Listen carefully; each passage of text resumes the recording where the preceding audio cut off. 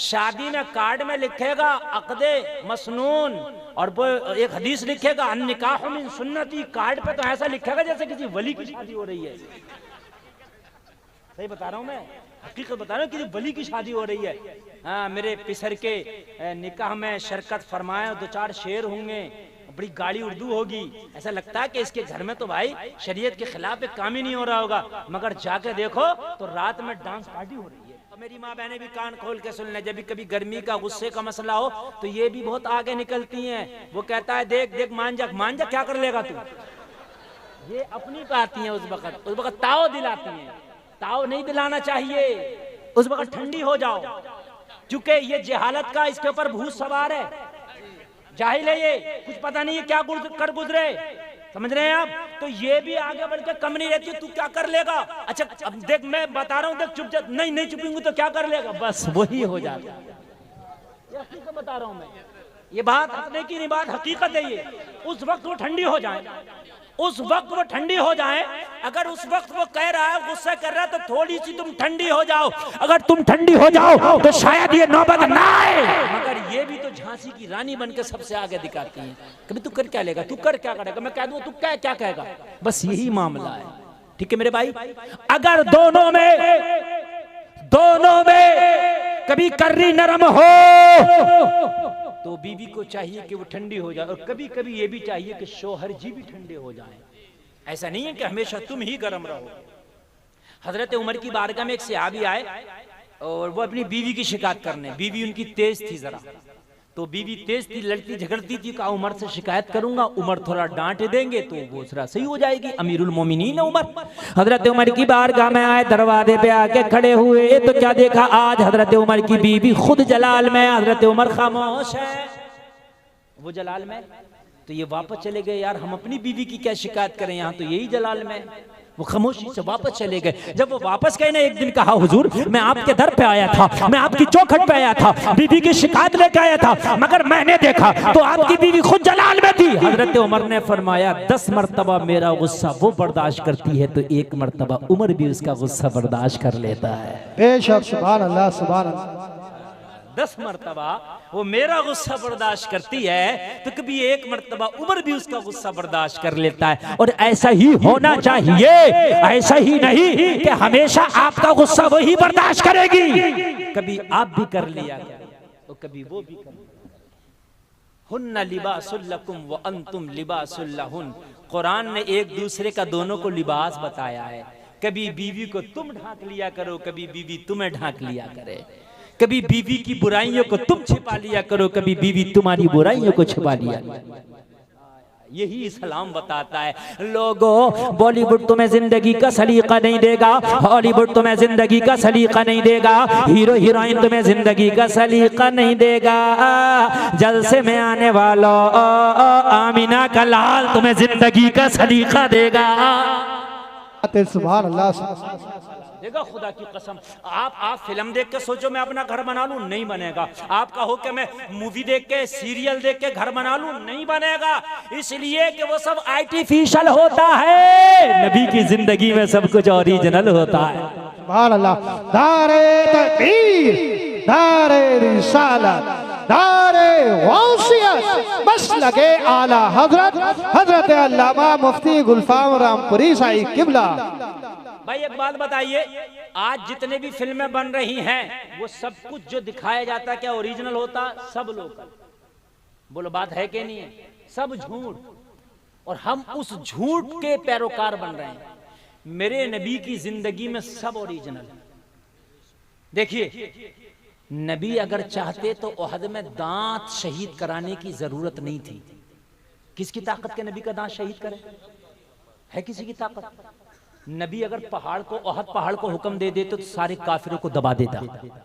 लेकिन क्यों या रसूल अल्लाह दंदाने मुबारक शहीद किया जा रहा? जवाब मिला गुलफाम, मोहम्मद की जिंदगी हकीकत है, ओरिजिनल है, इसलिए मैंने अपना दंदाने मुबारक शहीद कराया इस्लाम की खातिर। अगर मेरे किसी गुलाम को तकलीफ सहना पड़े तो एहसास कमतरी का शिकार ना हो, मोहम्मद की जिंदगी पर नजर डाल ले। ओरिजिनल जिंदगी है मेरे नबी की। मोहम्मद की जिंदगी पर नजर डाल ले, वरना आज जिनको इस्लाम के खातिर तकलीफें होती हैं वो लोग कहते कि यार हमें बड़ी तकलीफें होती हैं, नबी को तो कोई तकलीफ ही नहीं हुई। खुदा की कसम नबी को इतनी तकलीफ हुई, इतनी तकलीफ हुई कि इतनी तकलीफ है हम कभी उठा भी नहीं सकते, इतनी तकलीफ हमें पहुंच भी नहीं सकती, इतनी तकलीफें हम उठा भी नहीं सकते जितनी तकलीफें मेरे नबी को पहुंचाई गई है। और मेरे भाई शादी करो तो मुस्तफा की जिंदगी को सामने रखकर, और शादी के बाद जो बीवी के साथ जिंदगी गुजरे वो भी मुस्तफा की जिंदगी को सामने रखकर। खुदा की कसम जिंदगी जन्नत का नमूना बन जाएगी। मगर नहीं रख रहे हैं। आप ये ना सोचे कि कोई दोबारा जिंदगी दी जाएगी, ओनली फकत एक जिंदगी आपको दी गई है। हमारे यहाँ 7 जन्मों का कोई कॉन्सेप्ट नहीं है। हमारे यहाँ एक बार जो आया दुनिया में जब गया तो फिर उसको दोबारा नहीं आने की मोहलत दी जाएगी। ये मजहब इस्लाम है और हमारा इस पर ईमान। फिर हमें जो उठाया जाएगा वो मैदान महशर में उठाया जाएगा, ठीक है, इस पर हमारा ईमान है। वल बासी बादल मौत, मौत के बाद उठाने पर हमारा ईमान है, ठीक है। हजरात गुजर सबकी जाएगी। शराबे पियो, जुआ खेलो, सट्टा खेलो, झूठ बोलो, सच बोलो, गुजरेगी। लेकिन मैं आपसे पूछना चाहता हूं, ये जो सट्टे में, झूठ में, जुआ में, हरामकारी में, अय्याशी में, मक्कारी में, चोरी में, डकैती में, सताने में, जुल्म करने में, लोगों को जो है घसीटने में, माल मारने में, दलालियां करने में, कमीशन खाने में, रेफरेंस लेने में जो गुजरी, मैदान महशर में इसका हिसाब कैसे देगा? सोचने की बात है, इसका हिसाब देना है। तुम कहोगे कैसे हिसाब देना, तो सुने सुने हिसाब कैसे देना है। आपकी दुकान पे एक मुंशी बैठा हो, जितना बिकता सब लिख लेता, जितना आता सब लिख लेता है। आड़तों पे होता है कि नहीं होता मुंशी? जब मालिक जाता है तो मुंशी से हिसाब लेता है कि नहीं लेता है? बोलो, लेता है कि नहीं लेता है? लेता है। अल्लाह ने तुम्हारे कांधों पे किरामन कातिबीन को बिठा दिया है, जो भी तुम करोगे वो लिख लेते हैं। मैदान महशर में वो रजिस्टर तेरे हाथ में दिया जाएगा, अल्लाह की बारगाह में तुझे पेश किया जाएगा और फरिश्ते कह देंगे मौला ये इसका रजिस्टर है, ये तेरा बंदा है, इससे हिसाब ले ले। डरा होगा जी। जो कहते हैं देखा जाएगा, कहते देखा जाएगा, उनसे कहते हैं तौबा कर लो, कहते देखा जाएगा। वो देखें आज क्या करेंगे। रजिस्टर हाथ में दिया जाएगा उनके, ये फरिश्ते लिख रहे हैं। रात में कर रहे हो वो भी लिख रहे हैं, दिन में कर रहे हो वो भी लिख रहे हैं, तन्हाई में करते हो वो भी लिखते हैं, सफर में करते हो वो भी लिखते हैं, हजर में करते हो वो भी लिखते हो, लोगो खलवत में करो वो भी लिखते हैं, जलवत में करो वो भी लिखते हैं, कुछ भी करो जहां जहां करो वहां वहां वो लिख लेते हैं। नोट हो रहा है। ये रजिस्टर किसी की सिफारिश से मिटाया भी नहीं जाएगा। थोड़ा बेस बढ़ाएं ऑपरेटर साहब, आवाज भारी मोटा करें, वापसी बढ़ाएं कॉलम की, डरे नहीं, कॉलम की वापसी बढ़ाएं। तवज्जो फरमाए, तवज्जो फरमाए। ये सब लिखा जाएगा, मिटेगा नहीं। आज अगर तुम्हारा कोई केस बुक हो जाए, नेताजी के कहने से खत्म हो सकता है, पैसे के लेन देन से, सेटिंग करने से भी खत्म हो सकता है, लेकिन जो फरिश्ते ने लिख लिया ये नहीं मिट सकता। हाँ, इसका मिटाने का एक रेजर है, एक है, सिर्फ एक। अगर चाहते हो कि हमारे नामा-ए-अमाल में जो बुराइयां लिख गई खत्म हो जाए, तो उस मिटाने वाली रबड़ का नाम है सिर्फ तौबा। सिर्फ तौबा। आप तौबा कर लें, खुदा की कसम ये एक ऐसा रेजर है, एक ऐसी रबड़ है कि तेरे सारे गुनाहों को मिटा जाए। तवज्जो करना, सुनना।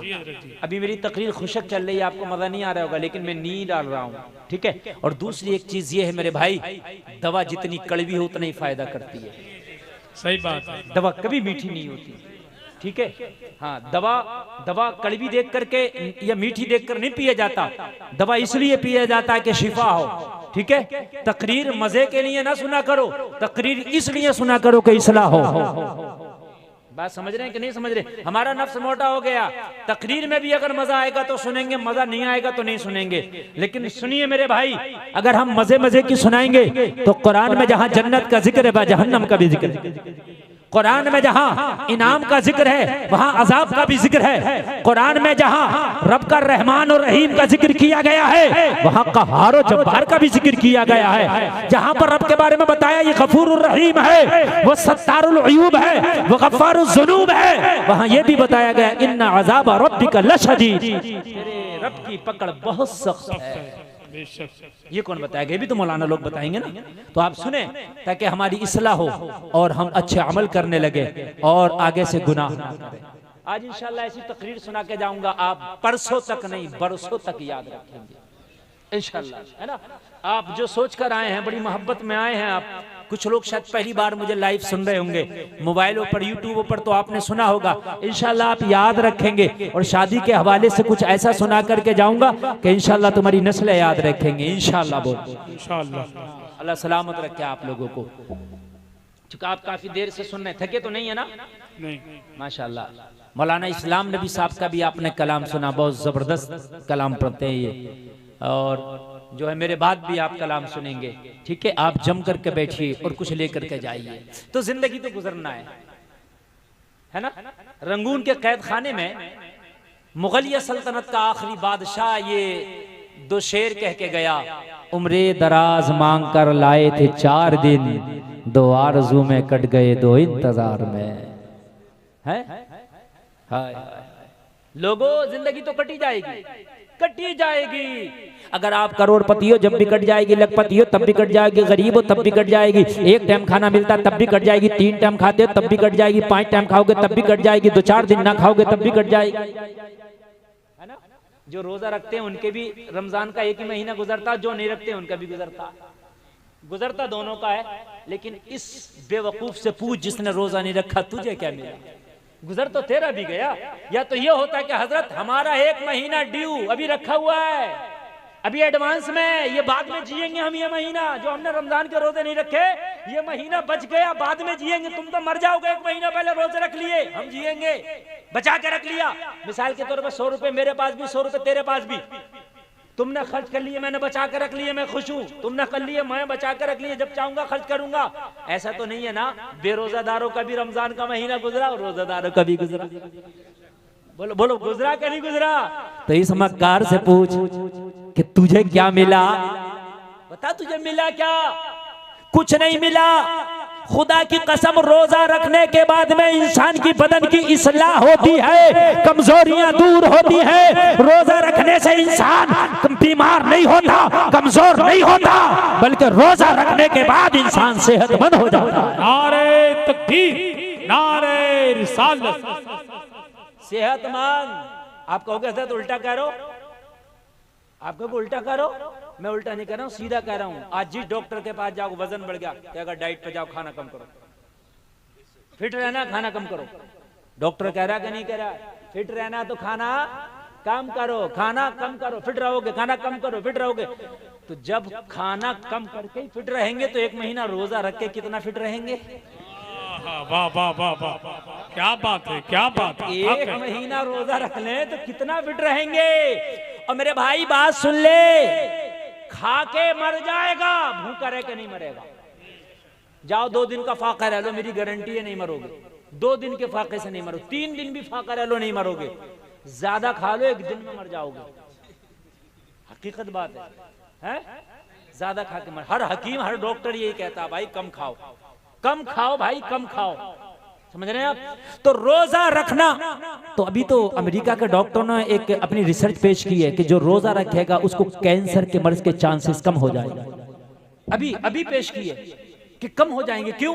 कहा बॉडी के अंदर जो कैंसर के जरासीम पैदा होते हैं, भूख जब लगती है तो वो भूख उन जरासीम को खा जाती है। हाँ, समझ रहे हैं? तो ये बहुत से लोग रमजान का महीना आता है ना तो वो बीमार हो जाते हैं, वो बीमार रहते हैं। बाज तो एक पुड़िया ले लेगा शुरू रमजान को, जेब में रख लेगा, और जब उससे वो रोजा नहीं है निकाल के दिखाएगा, हजरत बड़ी तबीयत खराब है, और वो लास्ट तक रखी रहेगी, वो पुड़िया ईद तक रखी रहेगी। तबीयत ही उसकी ठीक नहीं है, समझ रहे हैं आप? तबीयत ही ठीक नहीं। और मेरे भाई तू रोजा रख ले, इस पुड़िया की जरूरत नहीं पड़ेगी, समझ रहे हैं आप? इंशाअल्लाह इसकी जरूरत ही नहीं पड़ेगी रोजा रखने। गुजर उनके भी जाते हैं मेरे भाई कि जो रोजा रखते हैं, गुजरता उनका भी है जो रोजा नहीं रखते हैं। अच्छा, जो रोजा रखते हैं उनका आपने देखा होगा 29 में अगर चांद ना हो तो उन्हें टेंशन नहीं होती है, लेकिन जो नहीं रखते हैं उन्हें बड़ी टेंशन होती है। हर जगह फोन वही घुमा रहा होगा जिसको रोजा नहीं रखता है। अरे भाई तू तो रख ही नहीं रहा, तुझे क्या परेशानी है? तू तो रख ही नहीं रहा यार, तुझे क्या परेशानी है? जो रखना सोच रहा 29 रखे, चलो 30 भी रख लेंगे, लेकिन जिसने नहीं रखा वो ईद के लिए बड़ा भागा फिरता कि वहां भी देखो, यहाँ भी देखो, वहां भी देखो, यहाँ भी देखो। और मेरे भाई, मैं अर्ज कर रहा था कि आप बुरे काम करो या अच्छे करो, जिंदगी गुजर ही जाएगी, है ना, गुजर ही जाएगी। तो क्यों ना यार अच्छे काम करके जिंदगी गुजारें। जब बुरे करके भी गुजर रही है और अच्छे करके भी गुजर रही है, रोजा रख के भी गुजर रही है, ना रख के भी गुजर रही है, रुक है नहीं रही है, तो क्यों ना रख ही लिया जाए। अरे यार बोलो ना सुभान अल्लाह, और जोर से बोलो ना सुभान अल्लाह। भाई जब रख के भी गुजर रही है और ना रख के भी गुजर रही है, जब बच नहीं रही है तो क्यों ना रख लिया जाए। जिंदाबाद। बोलो बात सही है कि नहीं है? क्यों ना रख लिया जाए। और ये गारंटी है कि रोजा रख के कमजोर नहीं होगे, रोजा सेहत है। अगर कोई बीमारी आने वाली भी है तो रोजे की वजह से वो बीमारी दूर हो जाएगी। अगर कोई तकलीफ आने वाली भी है तो रोजे की वजह से वो तकलीफ दूर हो जाएगी। लोगों, जब जिंदगी उतनी ही रहना है तो फिर गुनाह करके क्यों गुजारें, नेकी करके ना गुजार लें। बेशक, सुभान अल्लाह, सुभान अल्लाह। जब जिंदगी, मौत का फरिश्ता हजरत मूसा की बारगाह में आया, हजरत मूसा की बारगाह में आया, कहा क्यों आए? कहा मैं आपको लेने के लिए आया हूँ। बहरहाल वो लंबी बहस है, हजरत मूसा ने उसको फटकार लगाई, वो फिर अल्लाह की बारगाह में गया, दोबारा आया। हजरत मूसा की बारगाह बड़े अदब से फरिश्ता अर्ज करने लगा, हुजूर अल्लाह की मुलाकात के लिए आपको बुलाने के लिए आया हूँ। हजरत मूसा ने फरमाया अच्छा। और कहा अगर आप चाहो तो आपको छोड़ दिया जाए। कहा कब तक? कहा हुजूर जो आपका ये खच्चर है सवारी, इस पर हाथ रख दो, जितने बाल आपके हाथ के नीचे आ जाएंगे उतने साल की जिंदगी बढ़ा दी जाएगी। कहा फिर? कहा उसके बाद फिर अल्लाह की मुलाकात के लिए चलना है। हजरत मूसा ने फरमाया जब चलना ही है तो जब क्यों चलना, फिर अभी लेके चल। चलना फिर भी है तो फिर अभी लेके चल, है ना मेरे भाई। जब जिंदगी गुजरना ही है तो पैंट पहनो तब भी गुजरेगी, फाड़ के पहनो तब भी गुजरेगी, सिल के पहनो तब भी गुजरेगी, पर्दे में रहो तब भी गुजरेगी, बेपर्दा रहो तब भी गुजरेगी, हराम खाओ तब भी गुजरेगी, हलाल खाओ तब भी गुजरेगी, सताओ तब भी गुजरेगी। अगर जालिमों को उनके अंजाम तक पहुंचाओ तब भी गुजरेगी, मजलूमों का सहारा बनो तब भी गुजरेगी, गरीबों की मदद करो तब भी गुजरेगी, बेवाओं की मदद करो तब भी गुजरेगी, दीनदार बन जाओ तब भी गुजरेगी, मक्कार बन जाओ तब भी गुजरेगी। कि मेरे भाई हकीकत गुजरनी है? आदमी मौलवियों को बेवकूफ समझता, जो दाढ़ी रख लेना, जो दाढ़ी और जो टोपी ओढ़े उसे बेवकूफ समझ रहा आदमी। सही बता रहा हूं मैं। दाढ़ी वाले को, टोपी वाले को कहते मुल्ला जी जा रहे हैं। बात समझने की है, मुल्ला जी जा रहे हैं, उसको बेवकूफ समझ रहा। समझ रहे हैं? जो झूठ बोले, दलालियां करे, समझ रहे हैं आप, कमीशने खाए, इधर की उधर करे, पहले पकड़वा दे, बाद में जाकर थाने में छुड़वा दे, उसे कहते हैं नेताजी जा रहे हैं। सही बता रहा हूं मैं, वो नेताजी हैं। निजामे मैं कदा कुछ इस तरह बिगड़ा है साकी, उन्हीं को जाम मिलता है जिन्हें पीना नहीं आता। मामला ये है मेरे भाई कि जो लोग सीधे थे, शरीफ थे, अच्छे थे, नेक थे, ठीक थे, उनकी आज मुआशरे में कदर नहीं रह गई है। समझ रहे हैं?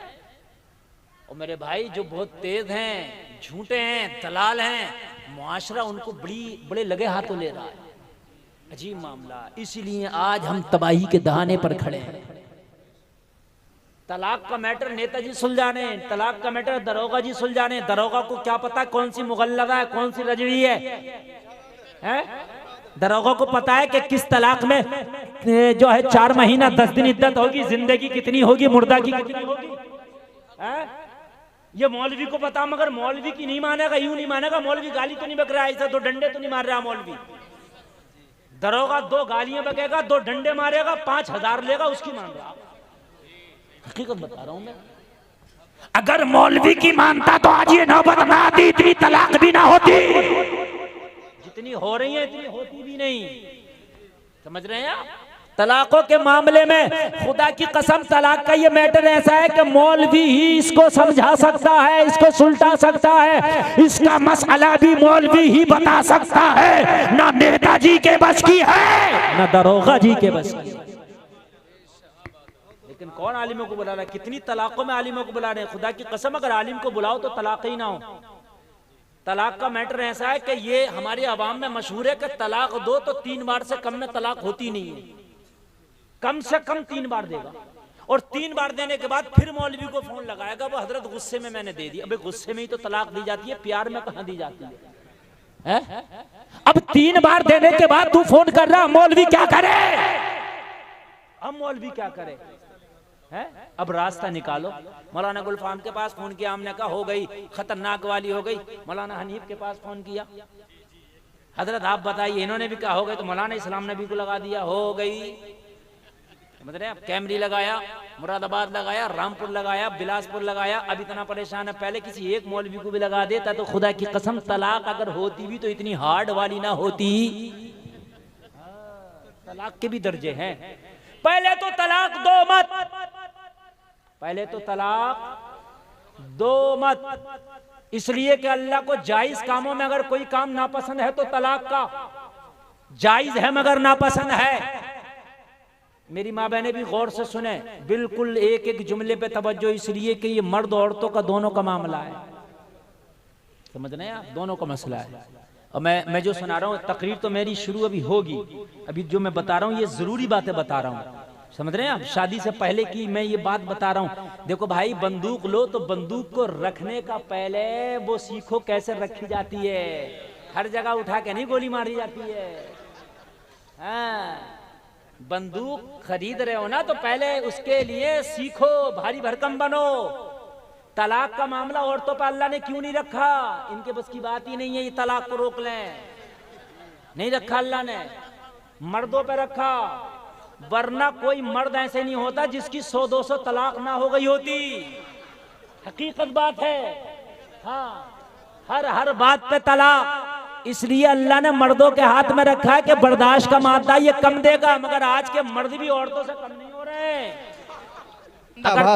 अगर नमक ज्यादा तो तलाक, तेल ज्यादा तो तलाक, मिर्च ज्यादा तो तलाक, कपड़ा नहीं धुला तो तलाक, अगर मैके से नहीं आई तो तलाक, मैके नहीं गई तो तलाक। और बेवकूफ, अल्लाह ने इसलिए तो मर्द को दिया था कि मर्द के अंदर कुव्वत बर्दाश्त है, ये बर्दाश्त करेगा कि तू औरतों से भी बढ़ गया, कि तू बात बात पे तलाक देता है। अरे तलाक देने का मालूम है कब हुक्म है? मिर्च ज्यादा हो जाओ तलाक का हुक्म नहीं है, मिर्च कम हो जाओ तलाक का हुक्म नहीं है, कपड़ा ना धुले तलाक का हुक्म नहीं है, मैके ना जाए ना तलाक का हुक्म नहीं है। कब है तलाक का हुक्म तुझे पता ही नहीं है। एकदम तलाक का तो हुक्म भी नहीं है, दर्जे हैं। पहले औरत से बातचीत बंद करे, फिर उसके बाद में उससे दूरी बनाए, और फिर भी ना माने तो हल्की सी सख्ती करे। और वो भी कब? जब दीन का मामला बीच में आड़े आ रहा हो, नमक मिर्च का नहीं। बात समझ लें आप। अक्सर तलाकों की अगर जड़ में जाओ तो हकीकत कुछ नहीं है, अगर जड़ में जाए तो हकीकत कुछ नहीं है। मेरे भाइयों, तलाक इतना खतरनाक ये मर्ज है जो 2 खानदानों को तबाह कर देता है। इस पर तकरीर होना बहुत जरूरी है, समझ रहे हैं आप। तलाक़ें हो रही हैं, लेकिन तलाक़ें, पहली बात तो सुन लीजिए, मर्द के हाथ में अल्लाह ने इसलिए रखी कि उसके अंदर कुव्वत बर्दाश्त बमुकाबिल औरत के ज्यादा है। तो अगर तुम मर्द हो तो बर्दाश्त करो, औरतों वाले काम ना करो कि जरा सी देर में आप गर्म हुए और फटाफट आपने 3 गोलियां दाग दी। तलाक एकदम देने का हुक्म नहीं है। शादी में कार्ड में लिखेगा अक़दे मसनून, और वो एक हदीस लिखेगा अन निकाह मिन सुन्नती। कार्ड पे तो ऐसा लिखेगा जैसे किसी वली की शादी हो रही है। सही बता रहा हूं मैं, हकीकत बता रहा हूं, किसी वली की शादी हो रही है। हाँ, मेरे पिसर के निकाह में शिरकत फरमाए, 2-4 शेर होंगे, बड़ी गाड़ी उर्दू होगी। ऐसा लगता है कि इसके घर में तो भाई शरीयत के खिलाफ एक काम ही नहीं हो रहा होगा, मगर जाके देखो तो रात में डांस पार्टी हो रही है। हाँ? कार्ड ऐसा लिखा था, पता नहीं लग रहा कि इससे बड़ा नेक भी कोई शादी होगी भाई किसी की, समझ रहे हैं आप। पिसरे मन दुख्तरे फला, समझ रहे हैं आप। ऐसी, हाँ, ऐसी होगा। और शादी देखो तो आप फिर पता नहीं उसकी शादी में क्या क्या नहीं होगा भाई। हाँ, हाय हाय, आप इस दुनिया को अपना आइडियल बनाए पड़े हो। तकरीर शुरू है, आप जरा नोट करते चले जाओ। इस दुनिया को अपना आइडियल बनाए पड़े हो कि जिस दुनिया को खाली एक जूती पहनने तक का सलीका ले। जाओ, मैं गारंटी के साथ देख कहता हूं, चाहे कोई डॉक्टर हो, इंजीनियर हो, प्रोफेसर हो, कितना भी काबिल हो, जाओ मुझे बता दे कि कहीं लिखा हो पहले कौन सी पैर में जूती पहनना चाहिए। अगर ये लिखा है तो मेरे नबी की हदीस में लिखा है। बताइए आप, जिन्हें खाने का सलीका नहीं, जिन्हें पीने का सलीका नहीं, जिन्हें ओढ़े पहनने का सलीका नहीं, मर्द औरतों के लिबास पहने घूम रहे हैं, औरतें मर्दों के लिबास पहने घूम रही हैं, क्या सलीका मुझे बताइए। इस्लाम ने सलीका नाखून काटने तक का सिखाया। कौन सी उंगली से पहले नाखून काटना शुरू करें, इस्लाम सिखा रहा है। जूता पहने तो कौन से पैर में पहने इस्लाम सिखा रहा। पैजामा पहने तो कौन से जो है पैर पहले डाले, इस्लाम सिखा रहा। किस तरीके से बांधना, इस्लाम सिखा रहा है। अरे इस्लाम ने तुझे क्या कहने सिखाया, खाना खाओ तो पहले मीठा खाऊं के नमकीन, इस्लाम बता रहा। पहले पानी पीऊं का खाना खाऊं, इस्लाम सिखा रहा। मुझे बताइए, आज पूरे हीरो की जिंदगी को टटोल लो, भंगाल लो, तुझे सोने तक का तरीका नहीं बता सकते, सोना कैसे चाहिए। कोई ऐसे पड़ा छिपकली की तरह, कोई उल्टा पड़ा, अरे बात हकीकत बता रहा हूं। फिर कोई कह रहा पेट में दर्द है, कोई कह रहा गैस नहीं जाता, कोई कहता ये नहीं जाता। अबे नबी की सुन्नत को तूने जब ठुकराया है तो बीमारी नहीं आएगी तो क्या आएगी। नबी ने सोने तक का सलीका बताया है, हकीकत बता रही है। सोने तक का सलीका मेरे मुस्तफा ने बताया। अगर सुन्नत के मुताबिक सो जा तो इंशाअल्लाह गैस का मरीज नहीं होगा। जरा बोलो यार सुभान अल्लाह। हाँ, नबी का सुन्नत तरीका सोने का है। कोई मजमे में से बता सकता है सुन्नत तरीका? नहीं बता सकता, नहीं बता सकता। मुझे पता है। हाँ, अरे माशाल्लाह, एक आदमी उठा। चलिए, आपने हाथ उठा दिया, यही बड़ी बात है मेरे लिए। आपने भी उठा दिया माशाल्लाह। दो लोगों ने उठाया। अच्छा, आपको ही पता है, मैं पूछ भी लूंगा, कभी खाली हाथ ही उठा रहे हो। आप सोच रहे हो कि उठ ही रहा है तो मैं पूछ भी लूंगा। मेरे भाई सुने, सुन्नत तरीका, अगर आप सोएं तो ये जो वो उल्टे सीधे ये वो नहीं, दाहिनी करवट पर, और ये दाहिना हाथ नीचे लगा के सर के नीचे, ठीक है, ऊंचा तकिया ना लगाएं, ये डॉक्टर भी मना करता है। और ऐसे दाहिनी करवट पर सो जाएं, ठीक है, और ये उल्टा हाथ ये बाएं पहलू पर रख लें।